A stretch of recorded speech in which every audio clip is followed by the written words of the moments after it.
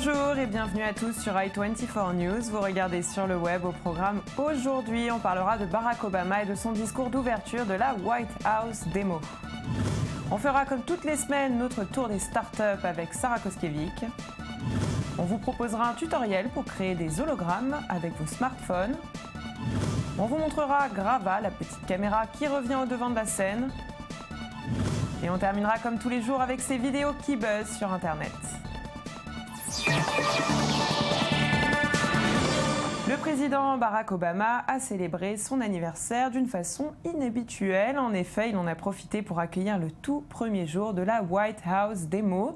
Dans le cadre de cette journée, 90 entrepreneurs de plus de 30 entreprises différentes ont eu la chance de partager leur histoire professionnelle.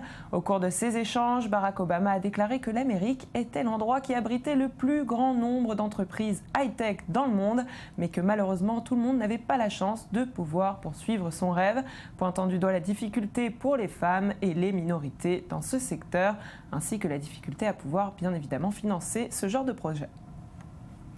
Apple est de plus en plus dépendant de la Chine et ça commence à se voir en bourse. Depuis le 7 juillet, son action a chuté de 132 à 114 $, une dégringolade relative mais qui inquiète. Le 21 juillet, la société a publié des ventes trimestrielles de 49,6 milliards de dollars en hausse de 33% sur une année. Les ventes d'iPhone ont bondi de 59%, mais la bourse s'attendait à mieux, beaucoup mieux.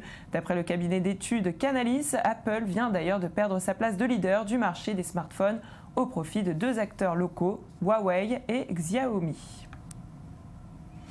Et retour sur l'affaire des sites pornographiques censurés en Inde. Sous la pression des internautes, le gouvernement indien est revenu sur sa décision.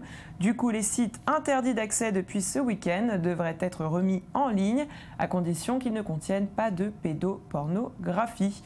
Une bonne nouvelle donc pour les Indiens, qui sont les plus grands utilisateurs de Pornhub derrière les États-Unis, le Royaume-Uni et le Canada. Voilà, c'était l'essentiel de l'actualité. Place à notre petit tour du monde des startups de la semaine. Et avec nous en plateau pour parler start-up, j'ai le plaisir d'accueillir Sarah Koskiewicz. Bonjour. Bonjour Virginie. Alors aujourd'hui, vous nous emmenez tout d'abord au Danemark. Au Danemark pour découvrir Tagwaens. Alors Tagwaens, c'est la nouvelle version de l'étiquette que vous mettez sur vos valises. Donc vous savez, quand vous partez en voyage, vous mettez sur vos valises une petite étiquette avec vos noms, prénoms, adresse, numéro de téléphone au cas où vos bagages se perdent. Et bien avec Tagwaens, on remplace l'écriture par un QR code. C'est les petits codes qu'on peut scanner avec son smartphone. Et c'est relié à une application sur laquelle vous rentrez vos informations, donc nom, prénom, adresse, et vous ne modifiez uniquement que vos destinations et votre lieu de départ. Alors il s'agit d'un autocollant ? Non, non, c'est vraiment comme une étiquette, donc vous le rentrez sur la valise comme une étiquette, donc avec un petit fil de couleurs. En l'occurrence, il y a 3 couleurs différentes pour Tagwaens, et au bout de ce petit fil, il y a le QR code que vous pouvez scanner donc avec votre téléphone. Alors, vous récupérez vos bagages, tout va bien, mais si vous ne les récupérez pas, si quelqu'un prend vos bagages à votre place et décide avec Tagwaens de scanner le QR code, il va pouvoir, même s'il n'a pas l'application, juste avec son smartphone, puisque vous savez que les QR codes sont dépendants des applications, c'est vraiment ancré dans les systèmes d'exploitation, cette personne va pouvoir voir si c'est ou pas son bagage. Ça coûte que 10 $, c'est pas très cher à payer, c'est vraiment très pratique. Alors, avoir une étiquette de bagage, c'est quand même très ancré dans nos coutumes. Voilà, c'est quelque chose qu'on aurait du mal à changer parce que ça va prendre du temps, mais c'est très pratique. Ils demandaient 45 000 couronnes danoises, c'est-à-dire 6 000 €. Ils en ont eu le double, donc presque 100 000 couronnes danoises, l'équivalent d'à peu près 14 000 €. Donc c'est que ça plaît, alors on continue, Sarah. En tout cas au Danemark. Exactement, on quitte le Danemark pour se rendre en Belgique. En Belgique pour découvrir Slide & Joy. Alors Slide & Joy vous propose... Expliquez-nous. Alors, c'est un petit peu compliqué.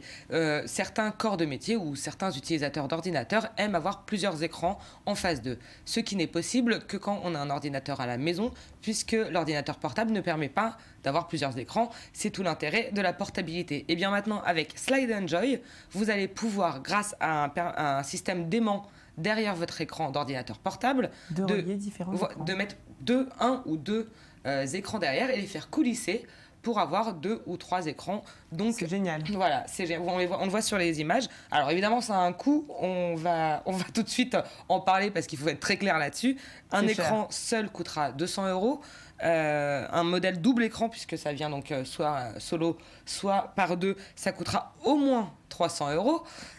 Et le deuxième grand problème, c'est évidemment la question de la batterie, puisque alimenter 3 écrans au lieu d'un, ça consomme beaucoup de batterie. Donc pour l'instant, Slide Enjoy n'a pas trouvé de solution pour cette histoire d'autonomie. Mais par contre, on peut vraiment les fixer sur n'importe quel ordinateur. C'est vraiment aimanté, et après, il suffit de faire coulisser, comme un petit clip.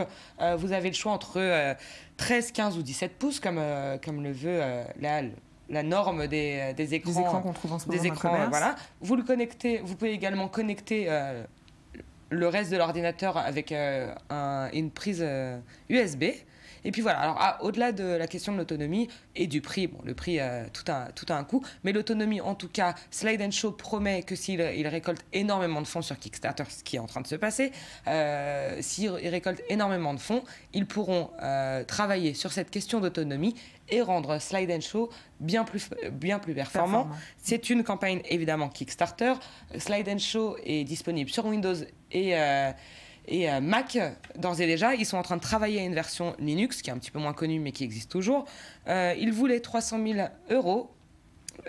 Oui, euros, je ne dis pas de bêtises. Ils en ont eu plus de 500 000 pour le moment, et il reste encore une grosse partie de la campagne. Bon, alors on a de l'espoir sur l'autonomie, en tout cas. Absolument. On va aller cette fois-ci du côté de San Francisco, c'est ça? Voilà, pour mon produit préféré, parce que je ne suis absolument pas la cible, et donc ça me fascine. Alors, tout. On est à San Francisco pour un bomber Paracord Survival Bracelet. Je ne sais pas si j'ai bien compris, mais on a une vidéo de présentation. On a une vidéo de présentation, on regarde et on en parle après. On regarde.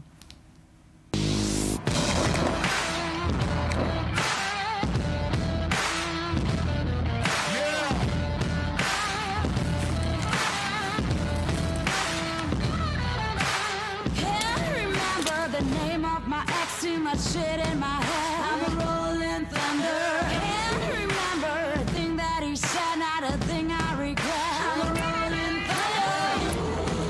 Gotta run. Here I come.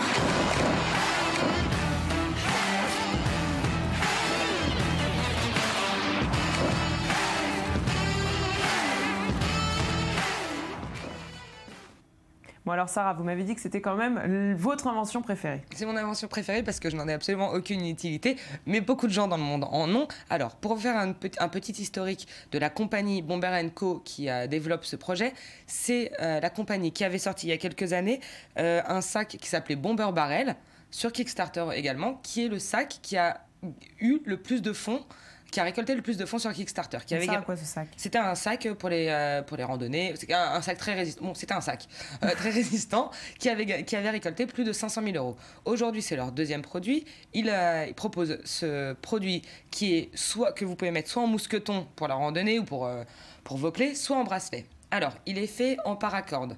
La paracorde, c'est du nylon.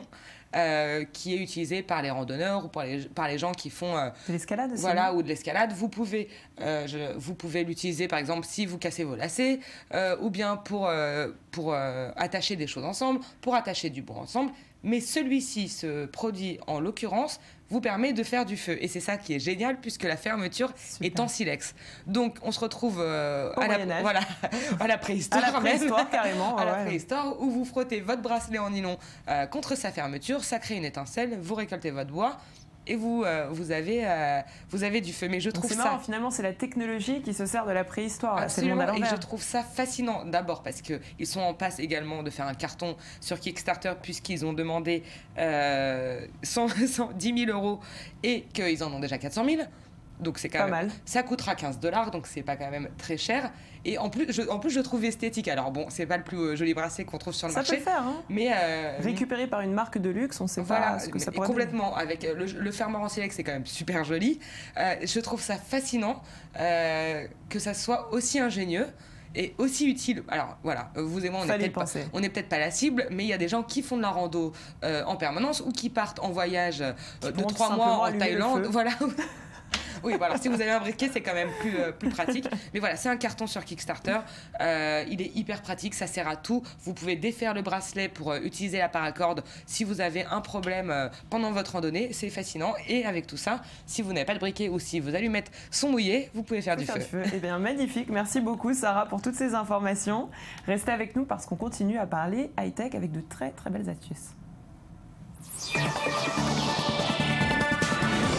Et oui, qui aimerait apprendre à transformer son smartphone en projecteur d'hologramme? Vous, eh bien oui, on le savait sur le web. Voici donc un petit tutoriel qui vous aidera à réaliser ce très bel exploit. Assurez-vous d'avoir par contre du papier millimétré, un boîtier, de la superglue, un stylo, une paire de... Enfin, bon bref, prenez des notes.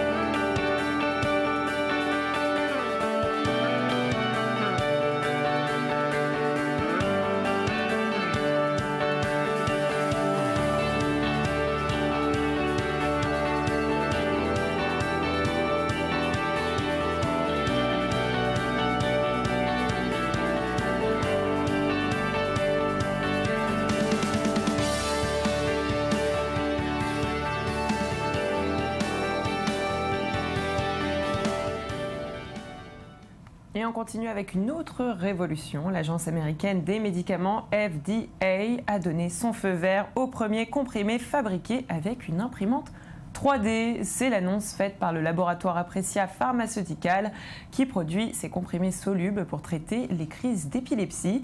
Il s'agit du premier médicament de ce type dont l'agence approuve la mise sur le marché. Il sera commercialisé durant le premier trimestre de l'année 2016, donc très prochainement. À noter que ce traitement, le Spritam, est déjà commercialisé depuis plusieurs années sous d'autres formes, bien évidemment. Et on continue dans l'insolite 2.0 avec Airbus qui pourrait bien être en train de construire l'avion du futur. Un nouveau brevet vient d'être approuvé et pourrait permettre de voyager depuis Paris ou Londres vers New York en 1 heure de temps à peine. Et ce, grâce à 3 moteurs différents pour assurer la sécurité de ces voyageurs. Bien plus rapide que le Concorde, il s'agirait d'une véritable révolution. Voici les images de ce petit bijou de la technologie.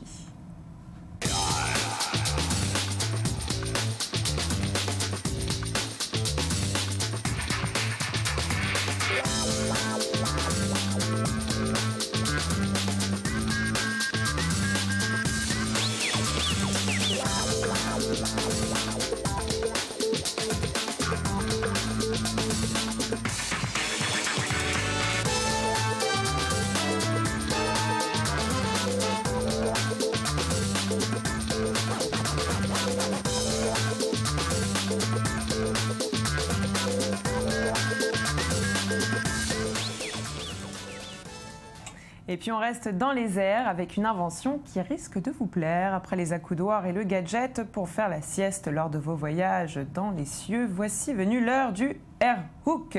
L'idée est toute simple, regardez.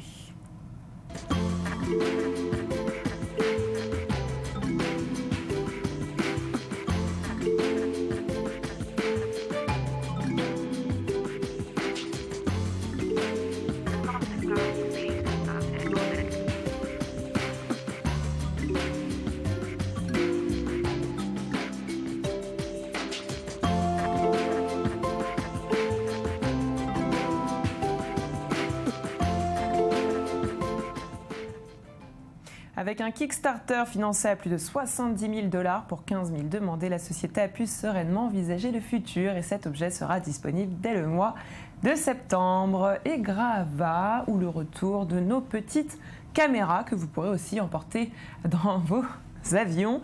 Des caméras tombées dans l'oubli avec l'arrivée des smartphones. Grava est une caméra tout-terrain qui promet d'épargner aux utilisateurs la corvée du montage. Alors comment? En exploitant les données issues des capteurs du smartphone compagnon. Votre cœur s'est mis à battre plus fort, vous avez effectué un mouvement inattendu, et bien Grava l'a perçu et a conservé le moment de la vidéo qui correspond. Regardez.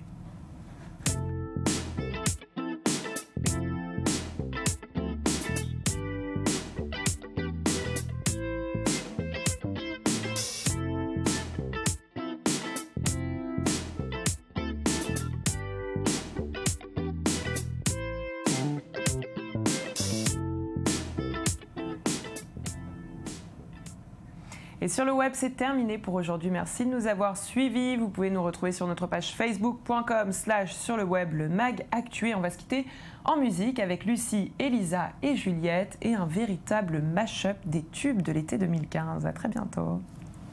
Je suis pas un gangsta, pas la peine de mentir, je suis comme toi. Sem, un gangsta, pas la peine de mentir, je suis comme toi. Venga baila comme ça pour sem. Me laisse pas solo, conmigo. Gangsta, comme ça qu'on aime ma mama, som.